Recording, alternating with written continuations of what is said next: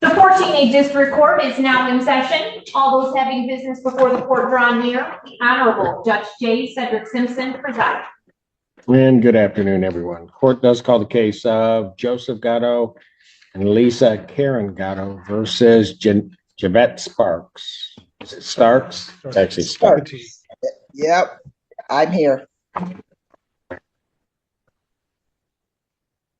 And Joe Lloyd, Your Honor, for the plaintiffs. All right. And where are we on this case? I'm going to ask you that. We were hoping for an answer today in writing. I see none. Yeah. There was talk of an attorney. I've seen none. I don't know if any money has been paid into escrow.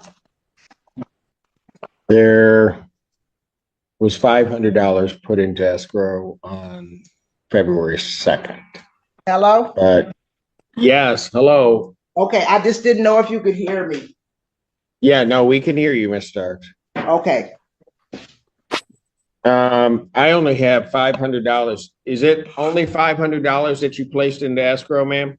That's all I put in. My uncle suddenly died and it threw me for a loop. I thought I had to go to court on the 16th and I got the paper in the mail and it said it was today. So I just left the funeral home for the visitation, and the funeral is tomorrow. That's why I'm not there. I do have another $500 to give him, but I've had so much with people coming in and out of town that I haven't been able to do what I need to do for myself. Ma'am, the problem was I ordered escrow in the amount of $1,500. Yeah, I was supposed to come. You muted yourself, ma'am. Can't hear you. It threw everybody for a loop. I'm sorry. I have nothing else to say. I mean, I can get there. Oh, today's Friday. Shoot. First thing Monday morning and put the 1,000 in there, but there's nothing I can do right now with all these arrangements and things going on with my family. Well, I understand that, ma'am, but the problem is we're now over $10,000 on the claim. Right about exactly, yes. About exactly 10. And you haven't complied with escrow. You're not disputing the amount that's rent is the amount of rent owed. No, I'm definitely not. My attorney needs to get with the receipts for the repairs I've done on the home and get with Mr. Lloyd. But I don't even, ma'am, I don't even have an answer claiming what repairs there are. Who is your attorney? Yeah, I could not meet with him. That's the thing. Who is your attorney? I could not meet. I want to give you his proper name. I don't want to missay it like I've been missaying it all along since I've been talking to him. Okay. Ma'am, you got to stop smoking while you're in court. Not a problem, Your Honor. I'm so sorry. Like I said, I'm just fit to be tied right now. I am so sorry. Oh, crap. That's not it. I was not prepared to go to court today. I thought it was next Friday.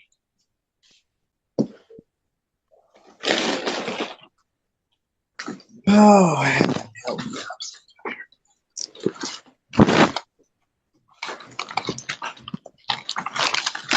And I am not usually this discombobulated. What is the total amount of your claim? Total claim, his rent to retain is $9,950.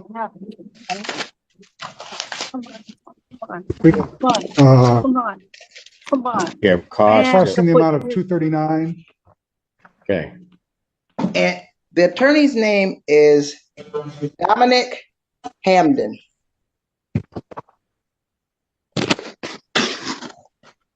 Well, I've not seen Mr. Hamden on your case, and Mr. Hamden would be very good about entering an appearance and hasn't entered an appearance in this case. Like I said, I didn't get the opportunity to go meet him in Milan because of what happened. I mean, I'm not saying it's anybody's fault but my own.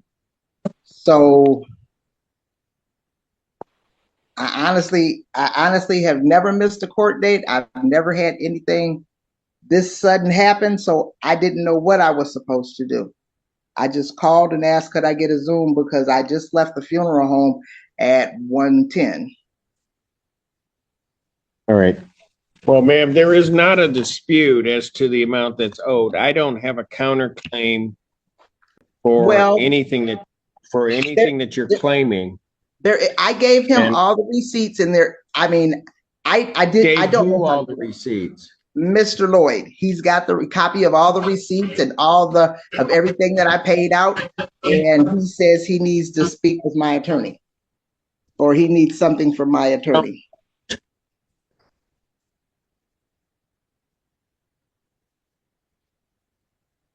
Well, here's what I'm going to do. I'm going to find that there's no tribal issue after a hearing because there's nothing for me to try on the case. I'm going to enter judgment for possession as well as money for the amount paid and claimed, which is a total amount including cost of $10,189. Okay. The writ, what I'll do is you'll have to get to Mr. Hamden. He can contact Mr. Lloyd and see if they can work it out. I'll give you additional time to do that. So today's the 9th, right? So it would normally be the 19th. I'll have the writ date the 23rd, that 23rd. Friday. You understand that, ma'am? Yes, I do. Yes, I do, and I greatly appreciate that. And it will all be All right, taken. but there's going to be a judgment in the case. All right. Okay, not a problem, sweetheart. Thank you so much. Need to borrow a pen. All right. Thank you. Thank you. The 23rd. And you want that date for the appeal date too? No, the appeal date would be 10 days out, so the appeal date would be the 19th.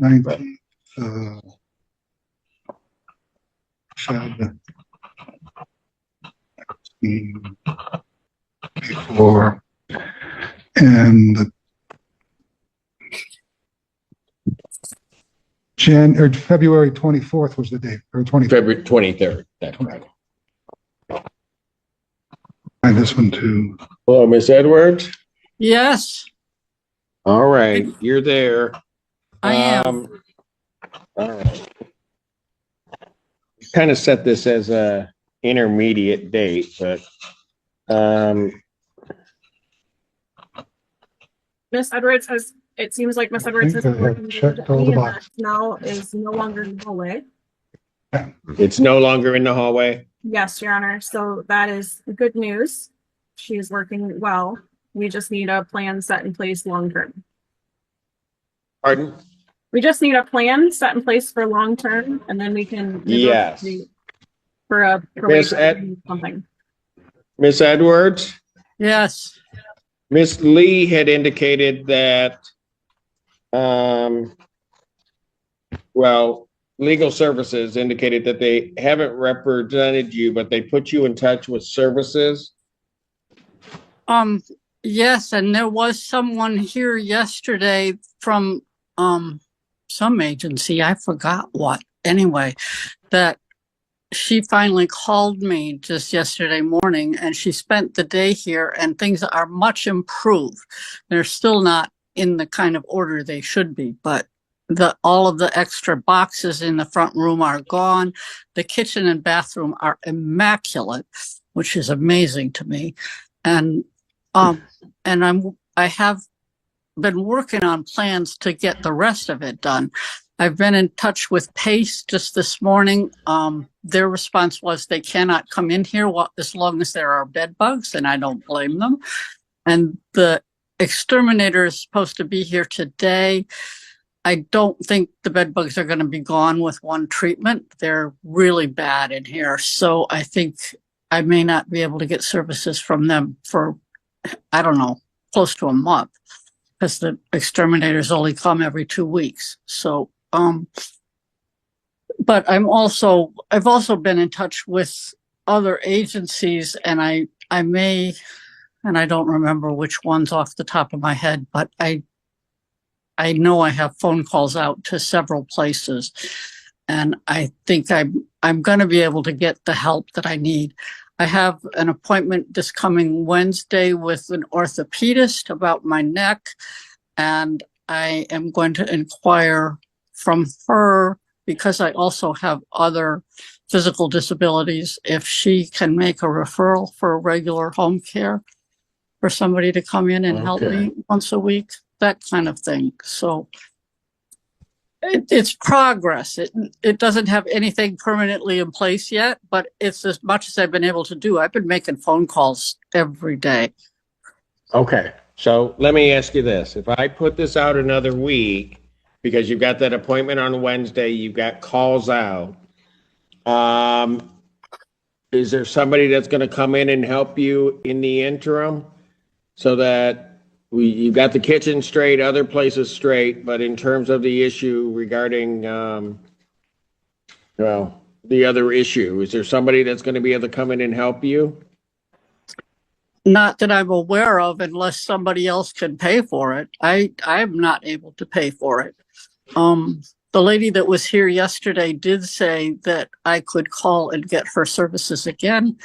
And I guess the only thing for me to do then is to call APS and see if they would pay for her to come again. Okay, so let me just do this. Then here's what I want you to do. I don't want it to get back to the way it was. Oh, no, So neither do I. So I'm going to give you an opportunity. You've got that appointment. You've got all these other calls out, and it sounds like you're working toward a plan. So we'll go with you for a while. Okay. But what I need you to do is I want you to call them back and see whether or not there's a point at which they can come back if you don't get services. Understand that? Okay. Okay. So, council, I'll adjourn this out to, what's that, the 16th? Yes. February 16th, 2024 at 1 p.m. Okay, thank you. By Zoom, Your Honor. Pardon? I'm sorry, council? Can we do this by Zoom, Your Honor, since it's just a check? Yes, you can. Yes, you can. Absolutely. Thank you, Your Honor. Absolutely. All righty. Okay, thank you, Miss Edwards. You have a good weekend. Thank you. You too. Thank you, Your Honor. Thank you. In this chaotic and heated series of hearings, the judge confronts multiple defendants asserting so-called sovereign citizen-style arguments, beginning with one defendant who failed to appear for his jury trial and is immediately found in contempt for wasting court resources, juror time, and county funds. The judge sharply criticizes his misguided belief that Michigan law does not apply to him, calls the ideology willingly misinformed, and warns that if he continues raising irrelevant, eligible obligation and pseudo-legal arguments, he will lose the right to represent himself, ultimately removing him from the courtroom and appointing the public defender after determining he is not competent to proceed pro se.